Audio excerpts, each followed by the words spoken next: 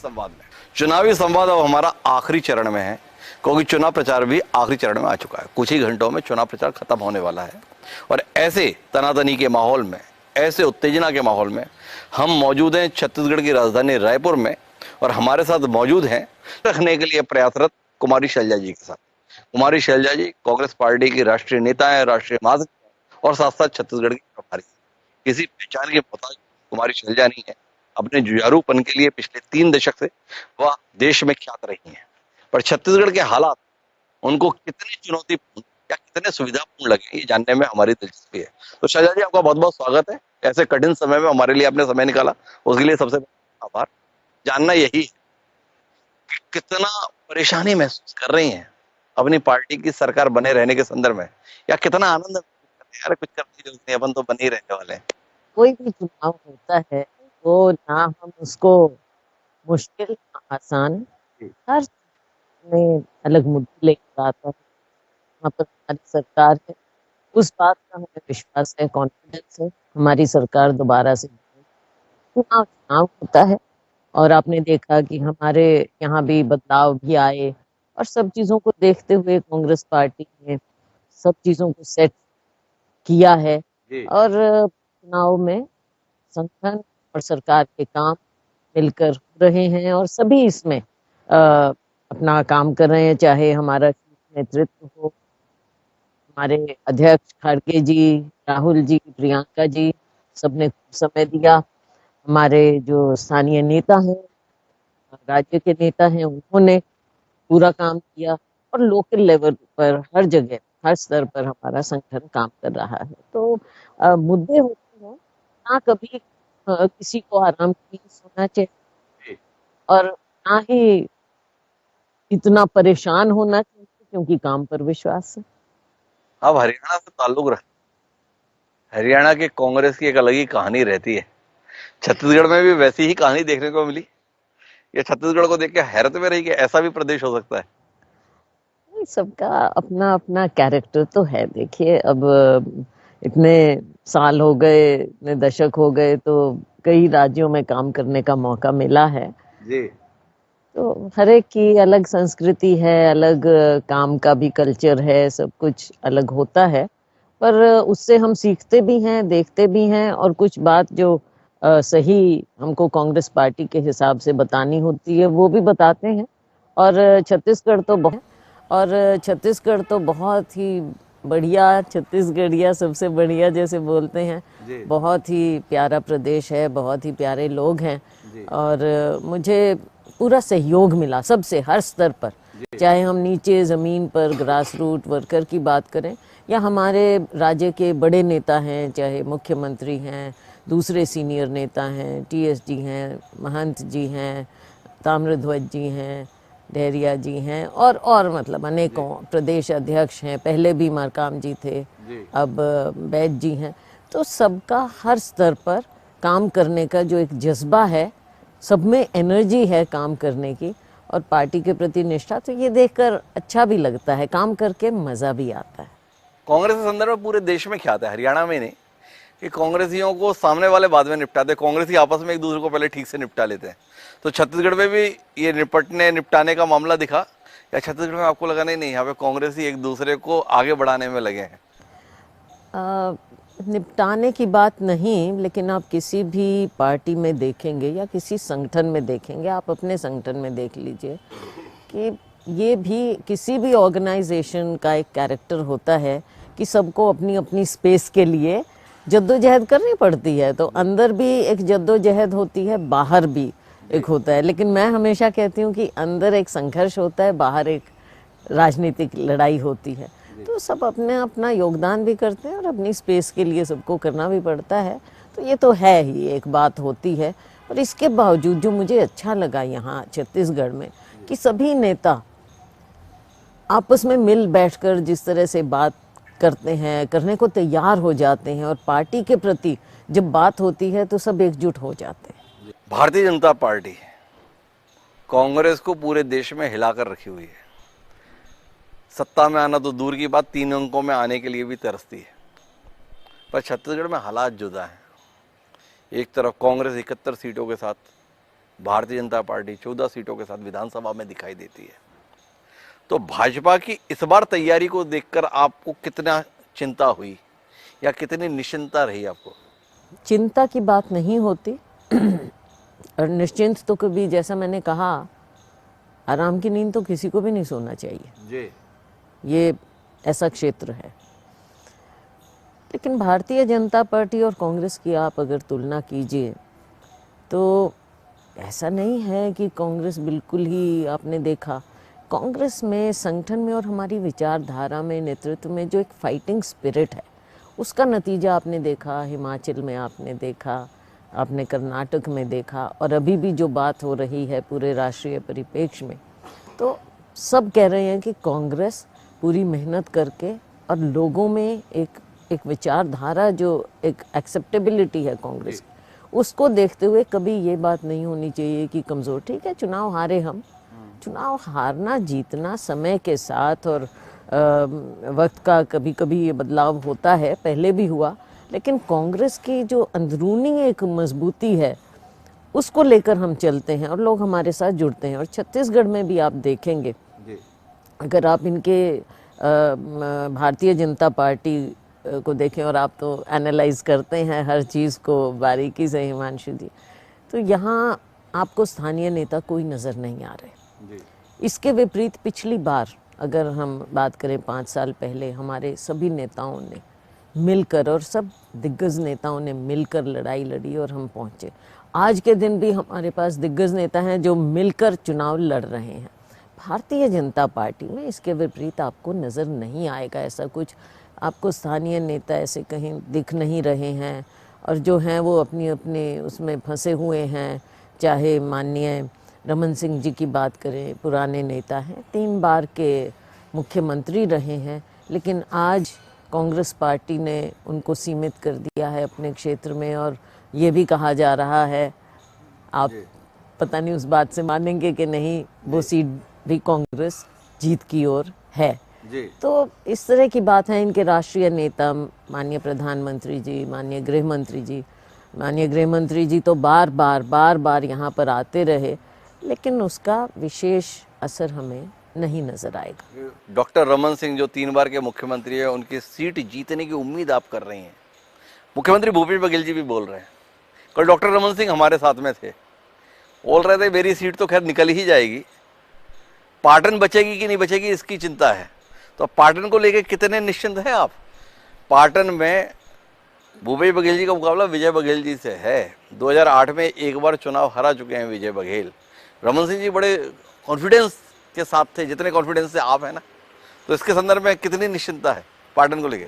तरह से देखिए, मुख्यमंत्री जहाँ से होता है उसके क्षेत्र में, और ये तो भारतीय जनता पार्टी का जो भी किसी को, जो सामने रिश्तेदार को या अपने आप में विजय बघेल जी को वहाँ पर खड़ा किया है, समय बदलता है। आज के दिन भूपेश बघेल जी हमारे मुख्यमंत्री हैं और वहाँ के लोगों को उन पर गर्व है। तो अतीत में कुछ भी रहा हो, लेकिन आज के दिन वहाँ पर मुझे नहीं लगता कि भारतीय जनता पार्टी सोच भी सकती है कि भूपेश बघेल जी को वो कहीं कमजोरी में भी लाएं। हराना तो दूर की बात। पर आपने भूपेश बघेल जी को इतना कमजोर क्यों किया? भूपेश बघेल जी के नेतृत्व में 5 साल सरकार ने काम किया। जब भारतीय जनता पार्टी तमाम राज्यों के संदर्भ में या राष्ट्रीय स्तर पर अपना परचम फहराती थी, हर उपचुनाव भूपेश बघेल के नेतृत्व में आप जीत रहे थे, तो ऐसे में इस चुनाव के दौरान अचानक भूपेश बघेल के नेतृत्व की जगह सामूहिक नेतृत्व की बात आ गई। चुनाव प्रचार जब अब समाप्त हो रहा है, आपका ये दांव कितना सही बैठा, या आपको लगता है कि गलती कर गए, भूपेश बघेल जी को ही सामने रखना था? इसमें ना कोई गलती है ना कोई बात। सभी नेताओं ने बैठकर, भूपेश बघेल जी भी और सभी स्थानीय नेता, इन्होंने सबने कहा कि देखो, एक और भूपेश बघेल जी हमारे मुख्यमंत्री हैं, उनके नेतृत्व में सरकार चली है और उनके नेतृत्व में हम चुनाव में जा रहे हैं, इसमें कोई दो राय नहीं है। इस चीज़ को आप मत समझिए कि उनको कमज़ोर किया है, ना हम कमज़ोर करेंगे उनको, ना कांग्रेस पार्टी। कांग्रेस पार्टी तो गर्व करती है अपने नेताओं पर, कमज़ोर करने का तो कहीं सवाल ही पैदा नहीं होता। लेकिन इसके साथ साथ इन सभी नेताओं का, भूपेश बघेल जी की भी ये राय थी कि हम जो सभी नेता हैं उनको साथ में लेकर चलें और सबका अपना अपना प्रभाव क्षेत्र है और सब अपने प्रभाव का इस्तेमाल करें कांग्रेस पार्टी में। तो हमारे पास तो इतने स्टार हैं, बीजेपी के पास तो एक भी नहीं है। या बीजेपी को अचानक सितारा विहीन कैसे महसूस कर रही हैं? 3 बार के मुख्यमंत्री डॉक्टर रमन सिंह को आपको सितारा नहीं दिख रहे, अरुण साहब आपको सितारे नहीं दिख रहे। अरे आपने अमित शाह जी की बात नहीं सुनी? अमित शाह जी कितने दमदारी से बोल रहे हैं, ओबी चौधरी को चुनाव जिताओ, उसको बड़ा आदमी बनाना हमारी जिम्मेदारी। ऐसे संभावनाशील सितारे भी मौजूद हैं, आपको दिखाई क्यों नहीं दे रहे शाह जी? जनता को नहीं दिख रहे जी। हमको कोई, मैंने कहा ऑपोजिशन होती है, उसमें चाहे कोई भी हो, सबकी अपनी रणनीति होती है, लेकिन छत्तीसगढ़ में आज के दिन जो 15 साल राज कर चुकी हो पार्टी, आज उनके सितारे कोई भी जनता को नहीं नज़र आ रहे हैं।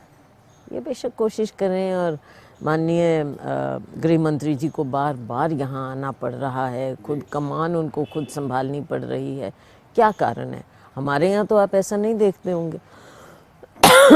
मैं प्रभारी हूँ, हमारे दूसरे नेता हैं, शीर्ष नेता आते हैं, लेकिन हम अपने स्थानीय नेताओं को पूरी स्पेस देते हैं, उनका पूरा नेतृत्व हम लोगों के सामने रखते हैं। गृह मंत्री जी का आना आपको बड़ा मायने लग रहा है, और राहुल जी, खड़गे जी और प्रियंका जी जो बार बार आ रहे हैं, जब आपके पास में स्थानीय स्तर पर इतने दमखम वाले नेता हैं, चुनाव बाकी जगह हो रहा है, इन लोगों का पसीना यहाँ पे क्यों बहा दिया आपने? ना, यहाँ नहीं, हमारे नेता पूरी तरह से कमिटेड हैं और वो हर राज्य में जा रहे हैं। आपने देखा है तीनों, तो अमित शाह भी जा रहे हैं सब राज्यों में। अमित शाह के आने को लेकर आप इतना ज्यादा परेशान क्यों हैं? नहीं, परेशान नहीं है हम, और ना हो सकते। देखो, परेशान नहीं हो सकते हैं हम, बल्कि ठीक है, कोई दिक्कत नहीं है। उससे ये ज़रूर नज़र आ रहा है कि कमान उनके हाथ में छत्तीसगढ़ की और स्थानीय नेताओं को कहीं भी नहीं। जी।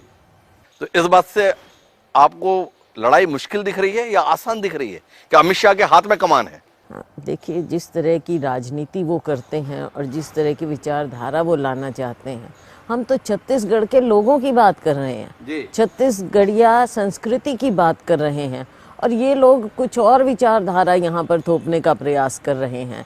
तो वो छत्तीसगढ़ के लोग उसको नहीं मानेंगे, और यहाँ के लोगों की जो संस्कृति, यहाँ का माहौल, उसको हमने बचा कर रखना है। आप छत्तीसगढ़ संस्कृति की बात कर रही हैं, भाजपा का तो नारा है, अब और नहीं सही वो बदल के रही वो। कितना डरा दिया इस नारे ने आपको? कांग्रेस ही रही वो जी, कांग्रेस ही रही वो, आप देखेंगे।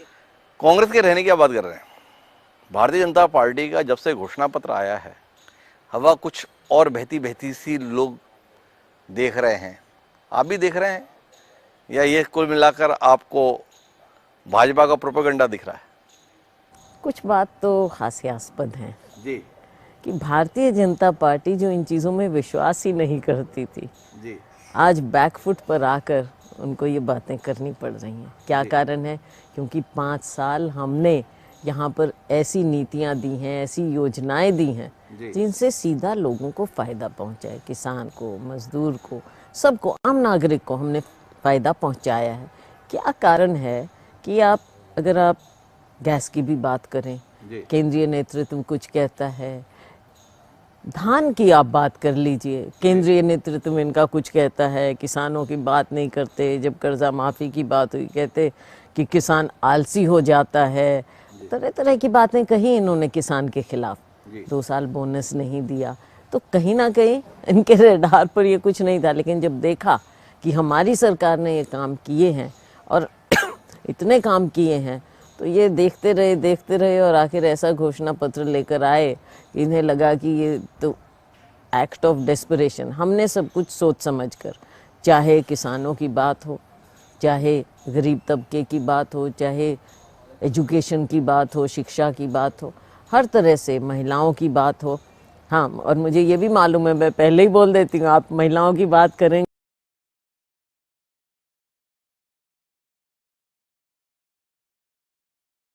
रखा था कि हमने दिवाली का तोहफा बहनों को देना है, तो हमने बहनों को लक्ष्मी का तोहफा दिया दिवाली पर। से बात करेंगे। जी जी, जरूर जरूर। अभी घोषणा पत्र पे कर लें।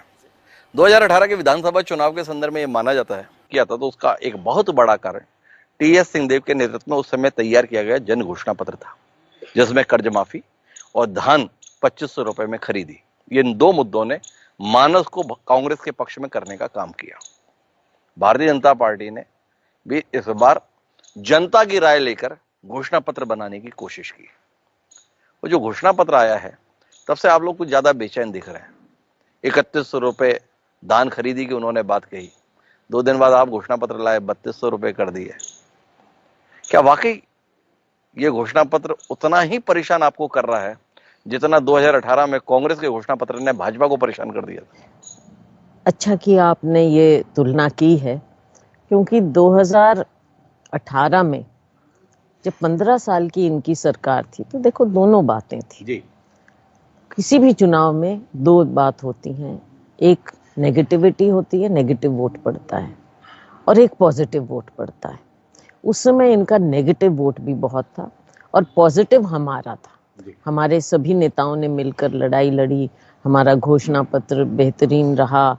और उस समय से अब में आप फर्क ये देखेंगे कि तब हमने जो घोषणा की, राहुल जी ने कहा, हमारे नेताओं ने बात की, घोषणा पत्र में जो कहा, ओथ लेते ही इन्होंने सीधा जाकर उस बात को, वायदे को पूरा किया। तो ये फर्क नजर आया लोगों को। और 5 साल हम निरंतर, उस समय कहा था 2500 रुपया, आज तो आप 2640 से आगे बढ़कर 2800 तक जा रहे हैं। तो हमने जो कहा वो किया जी। यही कारण है कि आज इनका केवल घोषणा पत्र, प्रधानमंत्री जी की गारंटी, मतलब छत्तीसगढ़ का तो नाम नहीं है ना। और हम तो यहाँ की बात कर रहे हैं, हम कांग्रेस सरकार की, भरोसे की सरकार की बात कर रहे हैं, क्योंकि भरोसा हमने लोगों का जीता है। ये फर्क है, बहुत बड़ा फर्क है ये, कि क्या माननीय प्रधानमंत्री जी आकर यहाँ पर गारंटी देंगे तभी बात बनेगी? क्या लोगों का अपने राज्य के लोगों पर विश्वास नहीं है? ये सच्चाई है जो भारतीय जनता पार्टी ने जाने अनजाने अपने घोषणा पत्र के द्वारा लोगों के सामने प्रूफ दे दिया है कि माननीय प्रधानमंत्री जी यहाँ पर उतरे तो शायद गारंटी की बात हो, लेकिन वो तो पहले ही पर्दाफाश हो चुका है ना उस बात। और सवाल इस बात का है, अगर वो घोषणा पत्र भरोसे के लायक नहीं है तो जो धान खरीदी आप 3000 रुपए पे करने की बात कर रहे थे, आपके घोषणा पत्र में 3200 रुपए का फिगर आया। 3100 रुपए के संदर्भ में कहीं ना कहीं आपको भरोसा हो गया, ये इस पे जनता भरोसा कर रही है, इसीलिए तो आप 3200 लाए। आपको मैं याद दिलाऊंगी कि घोषणा पत्र से पहले ही राहुल जी ने अपनी हर स्पीच में कहा था, कृपया उनकी रिकॉर्डिंग में, इसी चुनाव के बाद में वो देख लीजिए, उन्होंने कहा था कि 3000 तक जाएगा और बढ़ेगा जी। तो उन्होंने पहले ही कह दिया। तो 3000 की पहले कह ही दिया।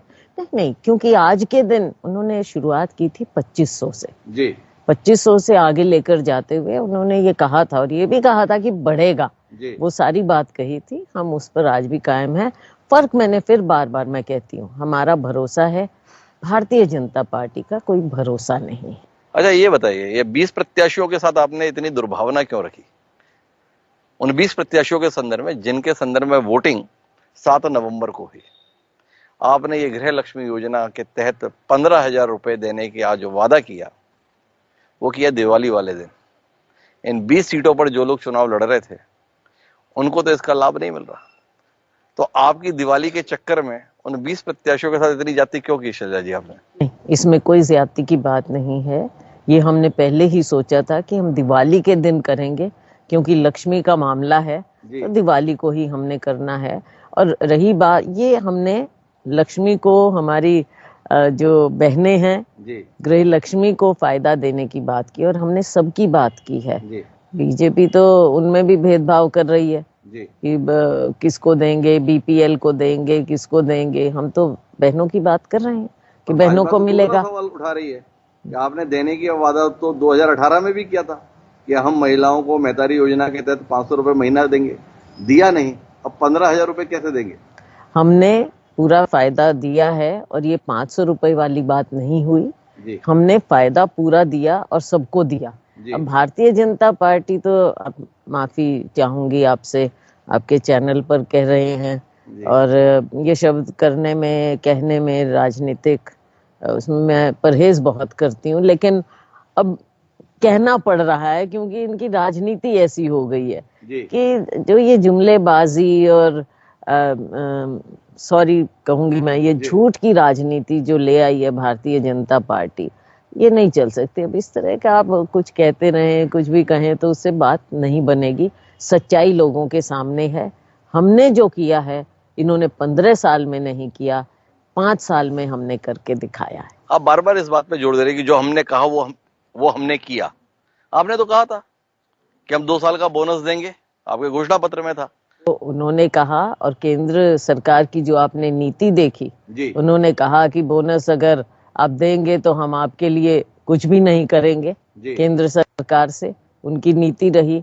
आज वो क्यों बदल रहे हैं अपने आप को? आज क्यों वो ऐसी बात कर रहे हैं कि हम 3200 देंगे? तो बात ये है कि हमने तो जो कहा, हमने 2500 की जो बात कही उस पर हम कायम रहे और आज हम उसको आगे बढ़ाकर ले गए हैं। अगर यू टर्न किया है तो वो भारतीय जनता पार्टी ने किया है। भारतीय जनता पार्टी मायने यू टर्न पार्टी। चलिए अपन आखिरी दौर की बातचीत पर आते हैं। जब सब कुछ इतना बढ़िया था तो इन चुनाव से पहले संगठन के स्तर पर नेतृत्व का बदलाव, ये सवाल है। ये बदलाव इस चुनाव के लिए सुखद रहा या दुखद रहा? देखो, किसी भी संगठन में बदलाव आते हैं जी। और ये हर पार्टी देखती है। भारतीय जनता पार्टी ने भी कई बदलाव किए अपने इस दौरान। तो ये हर संगठन का अलग अलग होता है हिसाब किताब। हमने बदलाव किया, कई बदलाव किए, उसमें हमारे उप मुख्यमंत्री भी बने, हमारे जो अध्यक्ष थे उनको हमने मंत्री बनाया, हमारे नए अध्यक्ष बने। तो ये एक सिस्टम है पार्टी का, अलग अलग छोटे मोटे बदलाव हम करते हैं। ये कई चीजों को ध्यान में रखते हुए किया जाता है। सरकार के कामकाज को लेकर आप इतना उत्साहित हैं, गर्वित हैं, उस सरकार के कामकाज को लेकर तमाम आक्षेप इस दौरान ही आए हैं, चाहे वो महादेव ऐप वाला मामला हो, चाहे शराब के संदर्भ में मामला हो। इसने कितना परेशान किया शैलजा जी आपको इस चुनाव के दौरान? कितना आप डरी डरी सी रही या आप निश्चिंत रही? नहीं, इसमें कोई डरने की बात नहीं है। देखो, जो हमने तो हमेशा कहा है और आज के दिन नहीं, जहां तक कि आप महादेव ऐप की बात कर रहे हैं तो हमारी पार्टी ने भी इस चीज को ओपन रखा है। कोई ऐसी बात नहीं। पिछले साल हमारी ही सरकार ने, राज्य सरकार ने यहाँ पर कितने 72 केस किए, अंदर किए लोगों को, कितने केस हुए। तो शुरुआत तो हमने की। क्या कारण है कि भारतीय जनता पार्टी की केंद्र सरकार अब तक क्यों मौन रही? क्यों उन्होंने ऐप बंद नहीं की? अब कैसे बंद की आपने? तो और अगर विदेश से किसी को लाना था, आप पहले इतने इस दौरान क्यों नहीं लेकर आए? आपको ये सारा ईडी, आईटी, सीबीआई, ये सारी चीजें, इनको तो आप ऐसे इस्तेमाल कर रहे हैं कि जैसे लोकल थानेदार डंडा लेकर निकले, उस तरह से ये लोगों को डराना, धमकाना, दबाना, इस तरह की राजनीति है। अब देश भर में देख लीजिए कि किस प्रकार से ईडी को खास तौर से कैसा इन्होंने अपना एक इंस्ट्रूमेंट, हथियार बनाया हुआ है कि ऑपोजिशन के लोग ही या जो दूसरी पार्टियों के साथ जुड़े होते हैं उनको ही आप टारगेट करते हैं। और अगर कोई लोग, पहले कांग्रेस में आप उनको गालियां देंगे, लेकिन अगर वो लोग भारतीय जनता पार्टी में चले जाएं, अनेकों उदाहरण हैं हिमांशु जी, आपके सामने हैं। आप तो सब, आपके न्यूज उसमें सब आता है। भाजपा में चले जाएं तो सारे केस खत्म, गंगा स्नान, पवित्र, ये सब कुछ हो जाता है। ये देश के सामने नहीं है। और चुनाव आया तो ही आपको ये सारी बातें याद आई। तो ये सब चीजें, ये लोगों को डराना, धमकाना, दबाने की राजनीति, जब ये सारे हथियार इनके खत्म हो जाते हैं तो ये आखिरी हथियार इनका इस्तेमाल करते हैं। ये डराने, धमकाने और दबाने के लिए है। इन चुनाव के दौरान ईडी की विज्ञप्ति में सीधे मुख्यमंत्री भूपेश बघेल का नाम आ गया। भूपेश बघेल जी कितने डरे, कितने दबे या कितने सहमे? ना भूपेश बघेल जी डरते हैं, ना कांग्रेस डरती है। बघेल जी ने तो सीधी चुनौती दे दी थी कि आप टाइम तय कीजिए। जब गृह मंत्री जी ने, माननीय गृह मंत्री जी ने उन्हें ललकारा, हाँ, तो भूपेश बघेल जी ने तो कहा कि मुझे स्वीकार है, आप बता दीजिए, कर लीजिए बहस, आ जाइए, टाइम बताइए, जगह बताइए, मैं तैयार हूँ। आए क्या? बताया क्या? ये सिर्फ चुनाव के लिए, लोगों को दिखाने के लिए इस तरह की ओछी राजनीति भारतीय जनता पार्टी करती है। अब तो चुनाव प्रचार खत्म हो रहा है, अब की बार 75 पार, अभी भी इसी पर टिके हुए हैं या सीटें कुछ घटाने वटाने वाले हैं आप? नहीं नहीं, मुझे नहीं लगता, क्योंकि जैसे जैसे टाइम बदल रहा है। चुनाव के बाद भी हमारे साथ बैठना है शैलजा जी, इसलिए मैंने बिल्कुल कहा बैठेंगे। ऐसा ना हो कि उस समय फिर आप कहेंगे भाई वो तो एक जुमला था, इसलिए मैंने पूछा। एक बात में ज़रूर, आपने बिल्कुल हंसी की बात कह दी है। ये वर्ड, ये शब्द जुमला, अब मुझे भी 3 दशक तो हो चुके हैं ना, ज़्यादा ही, तो ये शब्द जुमला हमने कभी नहीं सुना था राजनीति में जी। ये सुना भी हमने तो भाजपा के नेताओं से कि हमने तो जुमलेबाजी की थी जब हमने घोषणाएं की या हमने कुछ लोगों को वायदे किए, वो तो चुनावी जुमले थे। हमने तो ऐसी बातें सुनी ही नहीं थी कभी। तो ये तो भारतीय जनता पार्टी की देन है इस देश। तो आप अभी भी 75 पार के संदर्भ में जी बिल्कुल, पूरी मजबूती है। क्लियरिटी लाना चाहेंगे? नहीं नहीं, इतने तक नहीं, पूरी मजबूती। तो शैलजा जी हैं जो चुनाव प्रचार के आखिरी दिन भी इस भरोसे के साथ हैं कि हम इस बार 75 पार करने जा रहे हैं।